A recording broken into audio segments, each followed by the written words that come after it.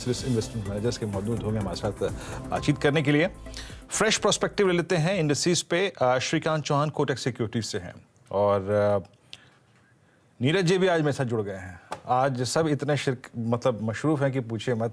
नीरज जी को आधा घंटा पहले आना पड़ा। नीरज जी नाश्ता हो गया था? बिल्कुल एकदम तैयार है। नाश्ता हो गया था बिल्कुल। कोई वीरू एक सेक्टर है जिसपे आप चार्ट वाले दोस्तों से राय लीजिएगा। इंश्योरेंस सेक्टर लाइफ वाले में स्टॉक बहुत आज सारे 2-3 दिनों से हरकत दिखा रहे हैं, जिसमें HDFC life, SBI life, LIC, ICICI Pru, इस सेक्टर में पता नहीं शायद कुछ हुआ होगा। 2-3 दिन से इसमें अच्छी हरकत देखने को मिल रही है। लेकिन आप लोग भी जिक्र कर रहे थे कि निफ्टी में थोड़ी सी रिवाइवल दिखी, लेकिन फिर से नीचे आ गया 86। क्या लग रहा है आपको, स्ट्रेंथ है कि ये नीरज जी फिजल आउट होगा? नीरज जी देखिए, अगर आप निफ्टी बैंक को आइसोलेशन में देखें तो निफ्टी बैंक ने शॉर्टिंग के सारे जो लेवल्स थे वो वॉलेट कर दिए। मेरे क्लियर कट अप्रोच थी। कल का इंट्राडे हाई 388 380 वो वॉलेट होगा तो शॉर्ट करिए ट्रेलिंग स्टॉप लॉस के साथ, कोई दिक्कत की बात नहीं है, वो ट्रेड ग्रिप में भी है। बट मैं आज क्योंकि निफ्टी आईटी को भी क्लियरली देख रहा हूँ, निफ्टी आईटी एक 300 अंकों का एडवांटेज लेके ट्रेड कर रहा है। नैस्डैक और निफ्टी आईटी की प्राइस परफॉर्मेंस में एक डिफरेंशियल था, किसी भी दिन वो पूरा हुआ तो वो निफ्टी को एक पुश दे देगा नीरज जी।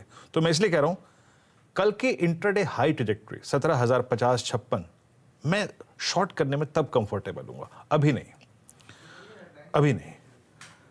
खैर कुछ स्टॉक फ्यूचर्स को देख लेते हैं नीरज जी। पहले एक काम करते हैं, श्रीकांत जी से एक आउटलुक लेते हैं। श्रीकांत कोटक सिक्योरिटीज से हमारे साथ जुड़ चुके हैं इस वक्त। Shrikant good morning. कार्यक्रम अच्छा श्रीकांत अभी नहीं है हमारे साथ। गौरव बिस्सा है क्या? गौरव बिस्सा, गौरव है। गौरव गुड मॉर्निंग। गौरव, इंडेक्स पे आपका फ्रेश पर्सपेक्टिव क्या है, कैसे अप्रोच करेंगे आप बाजार को? Good morning. देखिए, अगर इंडेक्स की बात की जाए शॉर्ट टर्म अगर देखा जाए तो 16,950 एक इमीडिएट सपोर्ट एरिया है। ऊपर में सस्टेनेबिलिटी का थोड़ा इशू आ रहा है, बट ओवरऑल अगर आप देखेंगे तो हम 16,950 को फिलहाल प्रोटेक्ट कर पा रहे हैं। तो मुझे लगता है कि कोई गिरावट अगर आती है तो 16,950 के स्टॉप लॉस से आप एक बार फ्यूचर्स को बाय कर सकते हैं। अभी 17,100 के करीब चल रहा है, तो यहाँ से और अगर 50-60 पॉइंट गिरावट आती है, 50-60 पॉइंट अगर फ्यूचर्स में गिरावट आती है तो बाय का ही सलाह रहेगी। और यहाँ पे आप ऊपर में 17,200-250 के लिए इसको प्ले कर सकते हैं। तो ये राय बनती दिख रही है। और श्रीकांत हमारे साथ जुड़ चुके हैं, उनकी आवाज़ आ रही है हम लोगों को। कोटक सिक्योरिटीज़ के हेड ऑफ रिसर्च है। श्रीकांत, स्वागत है आपका। बताइए इस वक्त क्या ट्रेड आपको दिख रहा बनता हुआ? श्रीकांत, आवाज़ आ रही है आपको? हाँ, अभी आ रही है आवाज़, ठीक है। क्या ट्रेड इस वक्त ताज़ा अगर लेना है तो? Neeraj ji good morning. देखिए, मुझे लग रहा है कि इस मार्केट में थोड़ा सा और कंसोलिडेशन देखने मिलेगा। और अगर जैसे मार्केट अभी हमें 17,100 के नीचे दिख रहा है, वैसे जब 17,100 के ऊपर दिखने लगेगा तब मुझे लगता है कि कॉन्फिडेंस लौटेगा और मार्केट 17,200-250 के लेवल्स दिखा सकता है। पर साथ ही साथ मुझे लगता है कि स्टॉक स्पेसिफिक परफॉर्मेंस बिल्कुल देखने मिलेगा। बजाज ऑटो, यहाँ पे हमें लगता है कि अच्छी तेजी बन सकती है। 3800-3810 के करीब ये स्टॉक कंसोलिडेट हो रहा है और हमें लगता है कि 3850 या 3875 के लेवल्स दिखा सकता है। तो करंट लेवल से इसे लॉन्ग करें, स्टॉप लॉस रखें एट 3780 का। और साथ ही साथ मुझे लगता है कि बजाज की और एक कंपनी है बजाज फिनसर्व, जो अभी 1310-1312 के करीब शायद उसमें अभी ट्रेड हो रहा है। ये स्टॉक कम से कम जा सकता है 1360-1370 तक। यहाँ पे भी डबल बॉटम फॉर्मेशन बनाए और इसे भी लॉन्ग करके चलने की राय रहेगी। स्टॉप लॉस रहेंगे एट 1280। बजाज ऑटो अगर आप देखें आपका बाय है इस वक्त और करीब 3850 के लक्ष्य के लिए, और बजाज फिनसर्व आपकी स्कीम पे 1303 पे ट्रेड करता है। प्रशांत, ये मानस, आपके दो ट्रेड्स क्या होंगे इस वक्त के? तो देखिए, एक लॉन्ग साइड पे विरेंजी ट्रेड होगा और एक शॉर्ट साइड पे ट्रेड होगा। तो जो पहला लॉन्ग साइड पे ट्रेड है वो इंडिया मार्ट का है। इंडिया मार्ट के पैटर्न्स अगर आप देखिए तो कल स्टॉक ने 20 डे मूविंग एवरेज को ब्रीच किया था। आज जो कल के हाईज है उसको भी ब्रीच कर दिया है। आई थिंक यहाँ पर एक लॉन्ग साइड पे ट्रेड लेना चाहिए, जहां आपके स्टॉप लॉसेस 4820 के रहेंगे, लेकिन ऊपर की तरफ टारगेट बड़े हैं। 4950 तक के टारगेट्स आपको इंडिया मार्ट में देखने को मिल सकते हैं। और बिकवाली करेंगे पीएफसी में। पीएफसी के पैटर्न देखिए तो इसने आज 20 डे मूविंग एवरेज ब्रीच किया है। हाई लेवल पे स्टॉक सस्टेन नहीं हो पा रहा है। करंट लेवल्स पे बिकवाली करने की सलाह रहेगी पीएफसी में। 159 के स्टॉप लॉस से बिकवाली करिए, 148 के टारगेट करिए।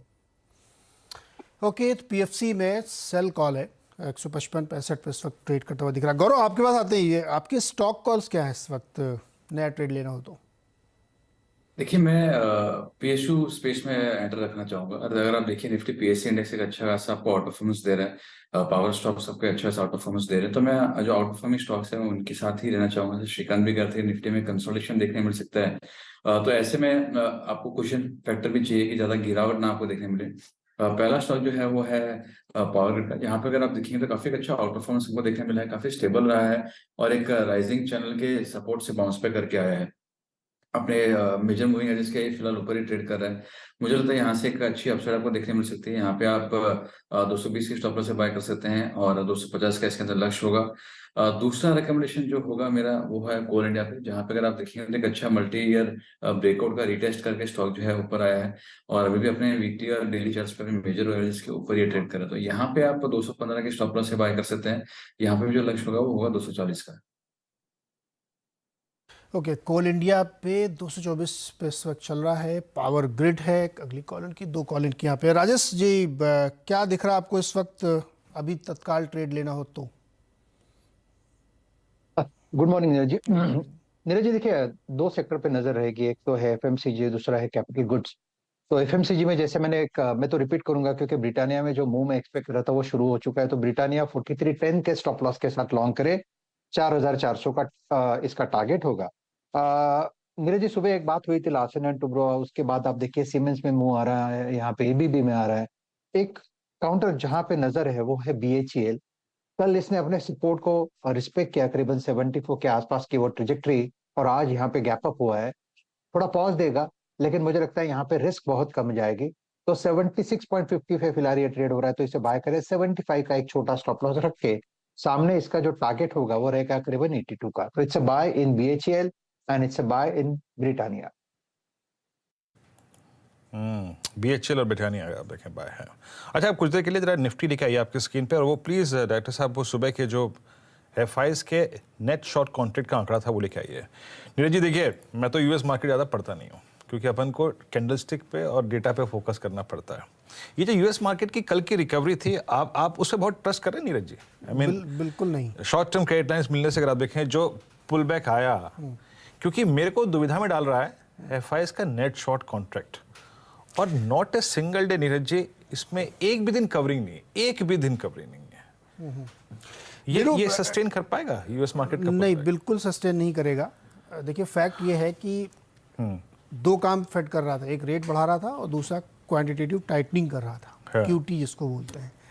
अगर आप उसका चार्ट देखें ना फेड का, तो उसमें एक वी शेप रिकवरी उसके अपने क्वांटिटेटिव टाइटनिंग में आ गई है, यानी फिर से ईजिंग हो गई है क्वांटिटी। पैसा सिस्टम में झोंक रहे हैं ना आपने क्रेडिट लाइन खोल दी 1 साल के लिए और बाकी जगहों से पैसा आ रहा है, स्विट्जरलैंड का बैंक खोल रहा है, तो फिर से हम उसी स्थिति में जा रहे हैं। तो इसलिए मुझे बहुत बिलीव नहीं है उस रैली में, क्योंकि $150 बिलियन की credit line already bank line लगा के ले चुके हैं, तो इसका नीचे लेवल पे काफ़ी दिक्कत है। तो इसलिए मुझे लग रहा है कि सस्टेन करना मुश्किल है। और फेड के सामने ईसीबी के फैसले के बाद और बड़ा चैलेंज है कि आपको रेट तो बढ़ाने पड़ेंगे, खाली तय करना ये कि कितना बढ़ाना है। तो इसलिए मुझे लगता है कि थोड़ा सा ये अभी जल्दबाजी होगी इस रैली पे भरोसा करना। जी हाँ, हम इसे कहते हैं दबाव में आके अपने ही फैसले से उलट चलना कुछ समय के लिए, है नीरज जी? अपने फैसले पे ही कायम न रहना, है ना? बिल्कुल नहीं, फेड की दुविधा ही है वीरू कि जब शुरुआत में वो इन्फ्लेशन को ट्रांजिटरी कह रहे थे, मान नहीं रहे थे, अब वो क्वांटिटेटिव क्यूटी को ट्रांजिटरी समझ रहे हैं, क्योंकि उनको समझ में नहीं आ रहा कि मैं इधर जाऊं कि उधर जाऊं, दोनों फंस चुके हैं वो।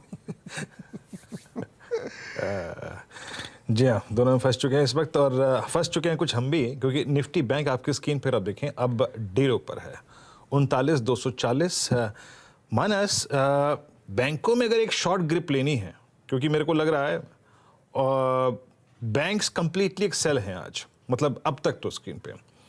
और क्योंकि निफ्टी इसलिए सिंक नहीं कर रहा है क्योंकि निफ्टी आईटी ने 50 पॉइंट ऐड कर लिए। जरा प्लीज निफ्टी आईटी का चार्ट लेके आइएगा। 50 पॉइंट ऐड कर लिए हैं, तो वो निफ्टी पे वो थ्रस्ट नहीं मिल पा रहा है। ये देखिए अभी एक टिक में बैंकिंग में कोई खास स्टॉक फ्यूचर जिसकी कोई पुट लेना चाहें आप मानस?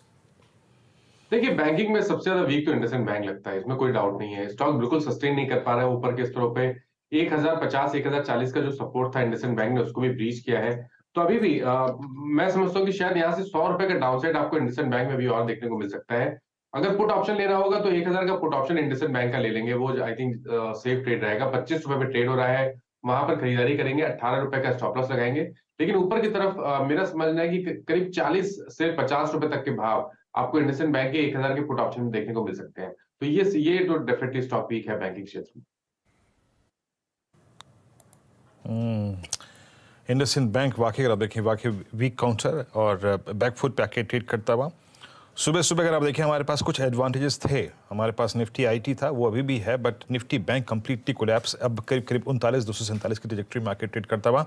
अब याद रखिएगा, ये मैं इस वक्त बैंकों की चर्चा अचानक इसलिए छेड़ रहा हूँ, एक तो थी कल के intraday high trajectory, it was 39380। अब आपके स्क्रीन पे जो है वो है क्लोज ट्रैजेक्टरी, मतलब कल जहां पे क्लोज हुआ, जहां एक्सपायरी कटी 3/22 का इंट्राडे हाई था करीब करीब 39,230। अब एग्जैक्टली आप वहीं पे ट्रेड कर रहे हैं।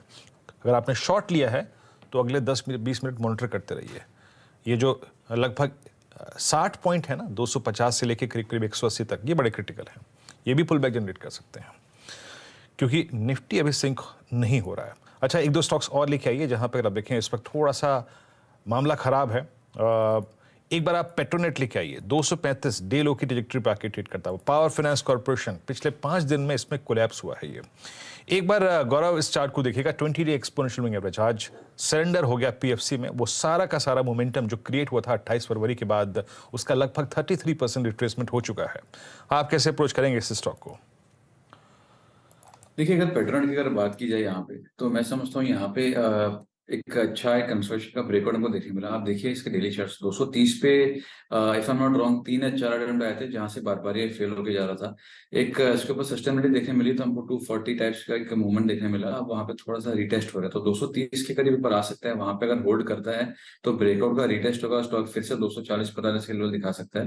तो यहाँ पे मैं ज्यादा बेरिश नहीं हूँ, एक बार रिटेस्ट हो जाए, वहां पे सस्टेनेबिलिटी आ जाए, तो मेरे हिसाब से ये बाय का ही स्टॉक रहेगा। ओके, पेट्रोल एलएनजी पे ये राय बनती दिख रही। मुझे एक राय चाहिए मानस आपसे। जुबिलेंट फार्मा, ये देखिए, मुझे बताइए कि इसमें जो मूव बन रहा है उसको लेकर क्या करना चाहिए, क्या सस्टेन करेगा ये? खबरें थी आपको लेकर के। बिल्कुल, नमस्कार नीरज जी। तो देखिए, जुबिलेंट फार्मा की जहां तक बात है, एक बड़ा क्रैक देखने को मिला था। मेरे ख्याल से 420 से नॉन स्टॉप क्रैक देखने को मिला था, 275 तक के लोज कल बने। उसके बाद आज वी शेप रिकवरी में 20 डे मूविंग एवरेज को स्टॉक ने रीगेन जरूर कर लिया है।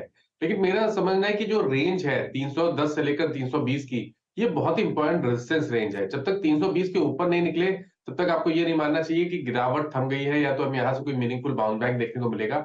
तो केवल और केवल 320 रुपए के ऊपर ही स्टॉक पे खरीदारी करेंगे। उसके इसमें 290 का स्टॉप लॉस रखेंगे, क्योंकि 320 का लेवल ब्रेक होगा तो कम से कम 200 day moving average stock test कर सकता है, जो कि 370 रुपए के आसपास है। एक और स्टॉक है मानस, केपीआईटी टेक्नोलॉजीज। इसमें भी उस दौर में बड़ी तेज़ी थी पिछले 8-10-15 दिनों में, जब आईटी सेक्टर्स बहुत अच्छा परफॉर्म नहीं कर रहा था। लेकिन धीरे धीरे इस पर बाइंग, और आज ये 4-5% ऊपर है, 854 रुपये पर ट्रेड कर रहा है। क्या राय बनती है इसमें मानस आपसे? जी, तो देखिए केपीआई एक डिफरेंट चार्ट्स है, क्योंकि जब मार्केट में वीकनेस देखने को मिल रही थी, तो केपीआईटी में कंसोलिडेशन देखने को मिल रहा था। और अब पिछले 2-3 दिनों में अगर आप देखेंगे तो एक फ्रेश ब्रेकआउट 840 रुपए के ऊपर देखने को मिला है। पिछले 3 दिनों के वॉल्यूम देखेंगे तो वो काफी बेहतर लग रहा है, 20 डे मूविंग एवरेज के ऊपर स्टॉक ट्रेड कर रहा है। आई थिंक अभी भी पोटेंशियल है, और करंट लेवल्स पे भी केपीआईटी में खरीदारी करने की ही राय रहेगी। स्टॉप लॉसेस 810 रुपए के नीचे रहेंगे, लेकिन क्योंकि एक ब्रेकआउट है, आपको टारगेट बड़े मिल सकते हैं। शायद 900 रुपए तक के टारगेट आपको पोजिशनल बेसिस पे केपीआईटी में देखने को मिल जाएंगे। ओके, तो ये राय है केपीआईटी टेक्नोलॉजीज में और जुबिलेंट फार्मा में।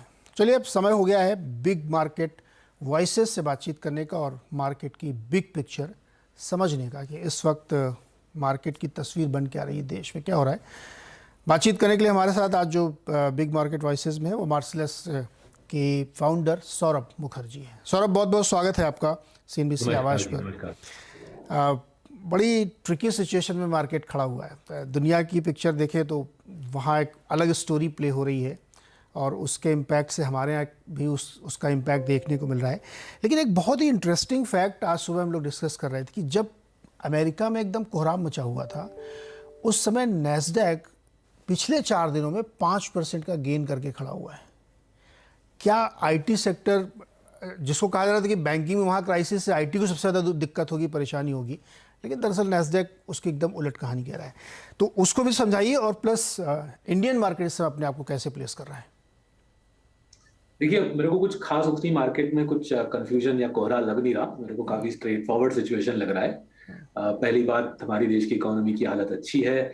आप सरकार के टैक्स कलेक्शंस का डेटा देखें, पीएमआई का डेटा देखें, जो हाल ही में जो क्वार्टर खत्म हुआ, क्वार्टर Q3 के रिजल्ट देखें, मेरे को लग रहा है कि इंडिया की इकोनॉमी की हालत लास्ट 10 साल में स्ट्रॉन्गेस्ट है। बहुत सारे मैक्रो इंडिकेटर्स हैं और जिन कॉर्पोरेट्स में हमारा निवेश है उन सभी बात होती रहती है। इकोनॉमी की हालत सुदृढ़ है। मेरे ख्याल से दुनिया के बड़े इकोनॉमीज में इंडिया की हालत बाय अ बिग मार्जिन सबसे अच्छी हालत में इंडिया की इकोनॉमी है। दूसरी चीज अगर हम देखें, जो इंटरेस्ट रेट्स बढ़ने का सिलसिला था वो काफी हद तक खत्म हो चुका है।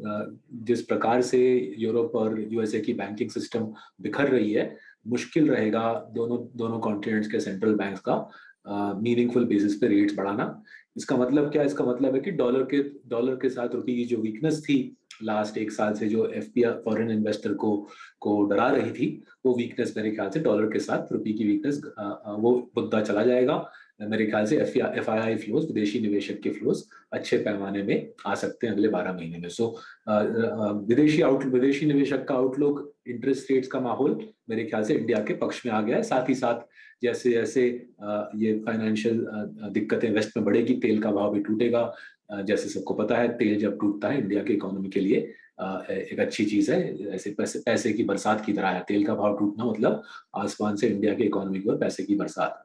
और तीसरा मुद्दा जो आते हैं, अगर हम आके देखते हैं कि जो लोग वैल्यूएशंस के लेके काफी उछल रहे थे 1 साल पहले कि इंडिया महंगा है और जिस प्रकार के स्टॉक्स में मार्सेलस निवेश करता है वो महंगा है, वो मुद्दा टेबल से पूरा हटा दिया गया है।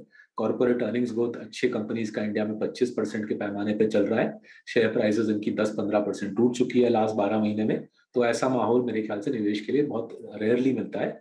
अच्छा माहौल है, मेरे को कोहरा नहीं लगता, मेरे को काफी पॉजिटिविटी लगती है। और आपके स्पेसिफिक मुद्दे पे आईटी सर्विसेज, मेरे को कुछ समझ नहीं आया। लास्ट 1 साल से लोग मंदी कर रहे हैं आईटी सर्विसेज में। मेरे को कुछ इसके बारे में कोई कारण नहीं दिखता।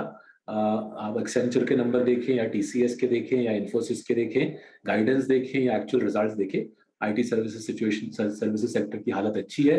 क्लाउड में माइग्रेशन होना बाकी है। कोविड का डिमांड घटा है, लेकिन क्लाउड का डिमांड और जोर शोर से आगे बढ़ेगा।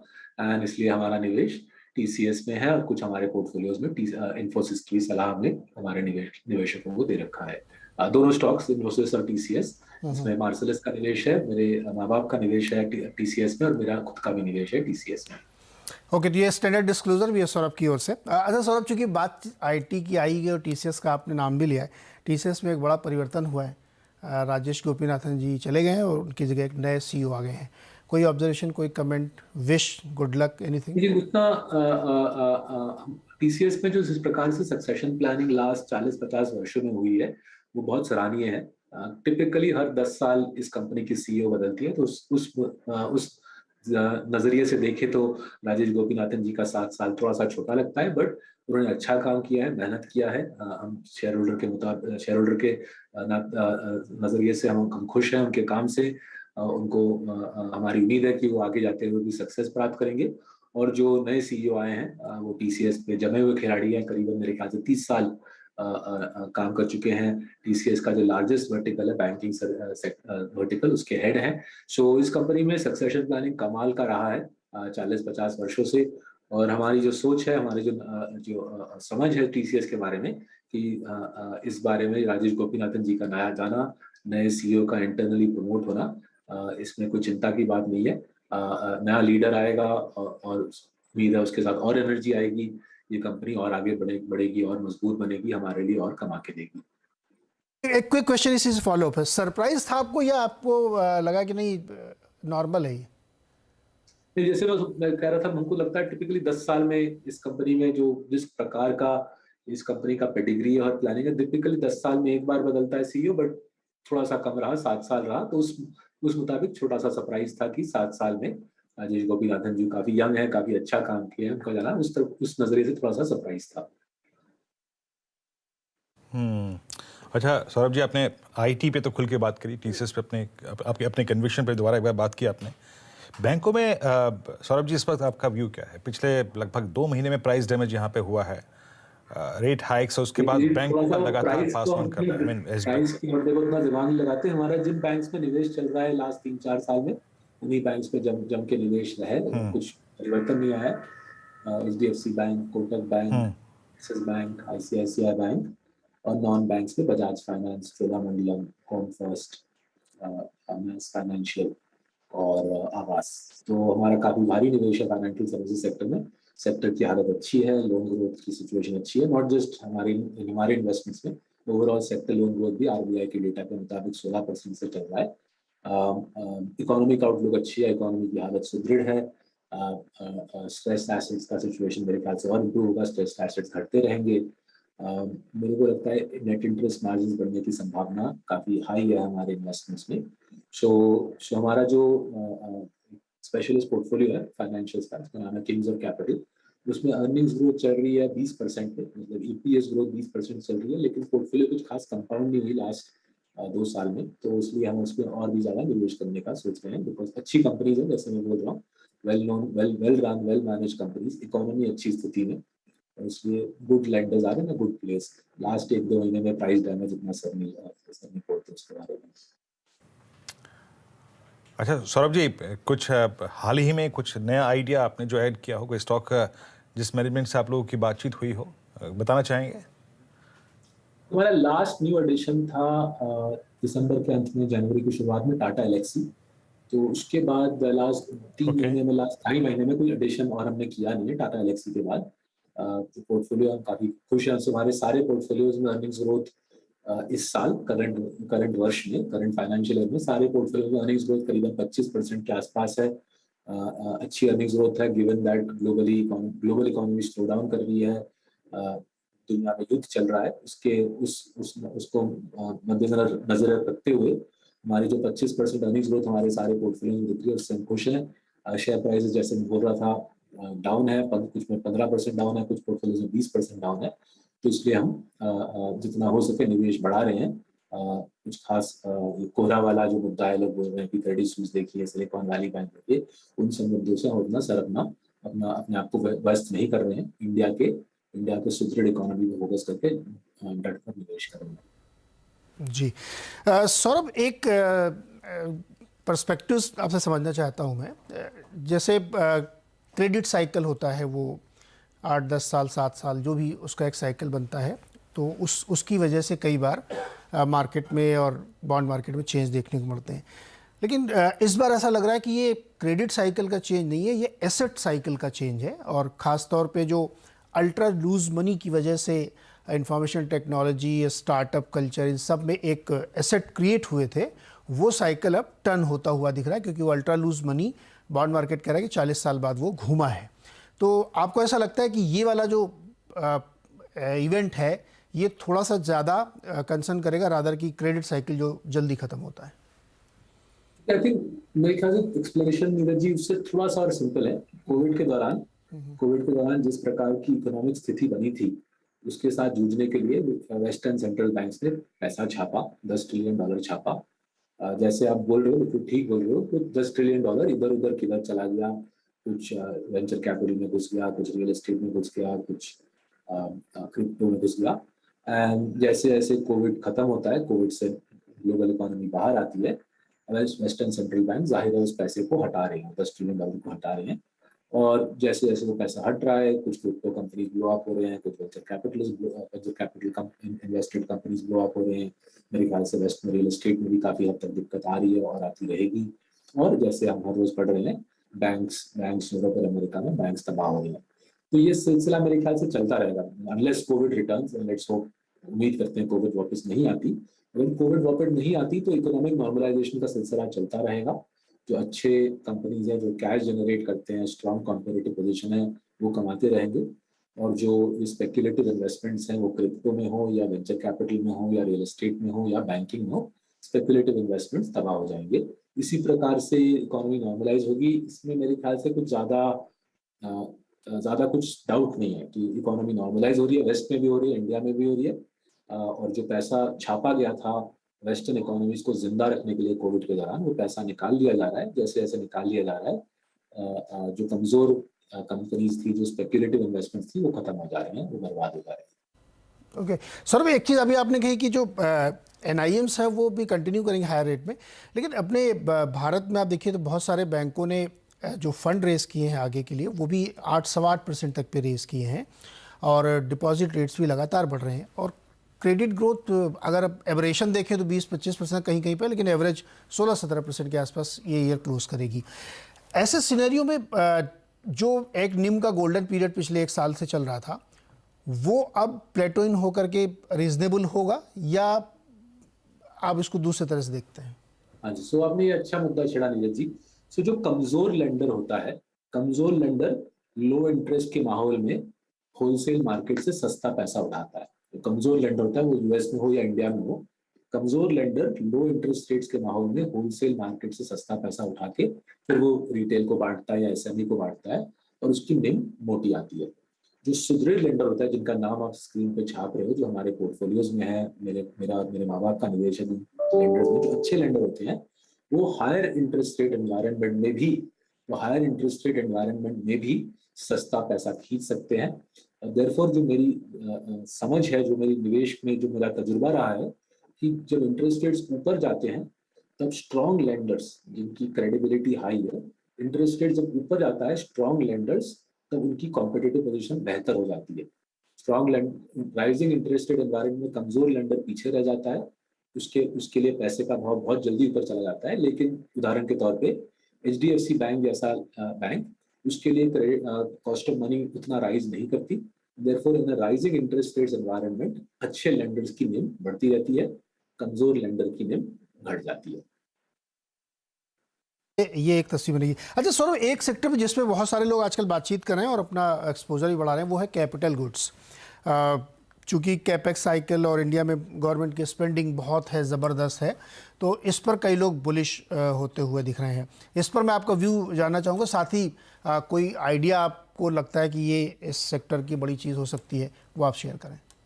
देखिए, इसमें दो राय नहीं है कि कैपेक्स साइकिल इंडिया में धीरे धीरे रिकवर हो रही है। सारे जो आसार हैं उसी तरह पॉइंट कर रहे हैं और ये भी दिखता है बजटरी डेटा से कि लास्ट 3 बजट में सरकार ने सड़कों पे, डिफेंस पे, रेलवेज पे करीबन 30% से खर्चा बढ़ाया है। प्रॉब्लम इस सेक्टर में ऐसी है कि कॉम्पिटिटिव एडवांटेज रखने वाले कंपनीज कम है। सिक्लिकल सेक्टर है बट उसमें उतनी बड़ी प्रॉब्लम नहीं है। प्रॉब्लम है कि कॉम्पिटिटिव एडवांटेज रखने वाले कंपनीज में इस सेक्टर में बहुत कम है। आई थिंक एक हाथ में गिन सकते हैं कितने इंडियन कंपनीज होंगे जिनके पास कॉम्पिटिटिव एडवांटेज है कैपिटल गुड्स में। हमको तलाश है ऐसे और कंपनीज की। हमारे मिड कैप पोर्टफोलियोज में हमारा ग्राइंडवेल नॉर्टन में निवेश है, अच्छा पैसा बना है। हम और ऐसे कंपनी ढूंढ रहे हैं जो कैपिटल गुड साइकिल के साथ हमको फायदा दे सके, लेकिन कॉम्पिटिटिव एडवांटेज हो, रिटर्न ऑन कैपिटल ऊंची हो, कैश फ्लो जनरेशन अच्छी हो और सरकार के ऊपर डिपेंडेंसी कम हो। सो ये सेक्टर अच्छा करेगा कैपिटल गुड्स, बट तलाशिएगा उस कंपनी का जो कॉम्पिटिटिव एडवांटेज बना के भारी फ्री कैश फ्लो जनरेट करे, रादर दैन ये जो हमारे देश में काफी लोग करते हैं, बड़ा सा कोई large cap capital good cycle का लो पी स्टॉक लेके फिर पछताते हैं। चलिए सौरभ जी, बहुत बहुत शुक्रिया, आप इस कार्यक्रम में शामिल हुए, सभी स्टॉक्स पे, सेक्टर्स पे अपनी राय रखी आपने। बहुत बहुत शुक्रिया इस कार्यक्रम में शामिल होने के लिए। निकट भविष्य में आपसे फिर एक बार मुलाकात होगी, बात होगी। निफ्टी बैंक, नीरज जी, दिक्कत का सबब फिर नीचे। अब कल की क्लोजिंग, कल की हाईएस्ट ट्रैजेक्टरी दोनों को सरेंडर कर चुका है, मात्र 75 अंक अब ऊपर है। और निफ्टी IT को देखिए नीरज जी, आज तेजी और मंदी के बीच में अगर कुछ खड़ा है तो वह निफ्टी IT अब डे हाई पे 425 अंक ऊपर। तो ये जो डिफरेंशियल क्रिएट कर दिया ना इसने, खेल के दिखाओ। वीरू, मैंने आपसे सुबह ही कहा था कि मुझे बहुत कॉन्फिडेंस आ नहीं रहा है इस पर। असल जो समस्याएं है ना वो बड़ी डिफरेंट टाइप। वो एक तो वीकेंड में आप खड़े, 2 दिन की छुट्टी आप ले रहे हैं, अगर आप 2 दिन काम करने के लिए तैयार है मार्केट खोल के, तो मार्केट ठीक चलेगा फिर ना, किसी भी अनहोनी को वो डिस्काउंट करता रहेगा। लेकिन 2 दिन बंद रहने से भी ये दिक्कत होती है। सही बात। लेकिन अभी जो सौरभ एक बात कह रहे थे ना उस 2 दिन वीरू, वो बड़ी इंपॉर्टेंट बात थी कि इंडिया के मार्केट को आपको ग्लोबल से थोड़ा अलग हट के देखना पड़ेगा, क्योंकि ये बात एकदम सच है कि इंडियन बैंकिंग सेक्टर के as a whole balance sheet बहुत ही स्ट्रांग है। सरकार की बैलेंस शीट बहुत स्ट्रांग है और कंपनीज की जो ट्रिपल बैलेंस शीट्स हैं वो सब बहुत मजबूत हैं। मुश्किल सिर्फ ये है कि विदेश में सब जो कुछ घटना हो रही है ना, वहाँ बारिश हो रही है तो यहाँ हमें जुकाम हो रहा है, ये एक बड़ी सरदर्द है। अदरवाइज इंडिया बहुत ही वेल पॉइज्ड है इस समय। जी हाँ, वेल पॉइज्ड है, और वेल पॉइज्ड है इस वक्त निफ्टी, क्योंकि ये न गिर रहा है और ना ऊपर टिक रहा है। निफ्टी आईटी जो है वो इसे गिरने नहीं दे रहा है, और बैंक निफ्टी जो है इसे ऊपर जाने नहीं दे रहा है ना। श्रीकांत, बहुत बहुत शुक्रिया। गौरव, आपका बहुत बहुत शुक्रिया इस कार्यक्रम में शामिल होने के लिए, सभी स्टॉक्स इंडिसेस पर बैठने के लिए। फिलहाल एक ब्रेक होगा, और जब ब्रेक से लौटेंगे तो नीरज जी शुरू करेंगे क्रम